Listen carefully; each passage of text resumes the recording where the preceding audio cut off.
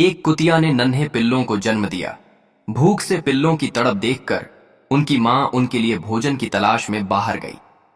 इसी बीच एक व्यक्ति वहां आया और उसके मासूम बच्चों को उठाकर कहीं दूर ले गया। जब मां वापस लौटी तो अपने बच्चों को वहां न पाकर वह उसे ढूंढने लगी। काफी मशक्कत और लंबे इंतजार के बाद आखिरकार उसने अपने बच्चों को ढूंढ ही लिया। अपने बच्चों को दोबारा पाकर वह बहुत खुश हुई, लेकिन कुछ देर बाद रोने लगी क्योंकि अभी तक उसे किसी ने लाइक सब्सक्राइब नहीं किया।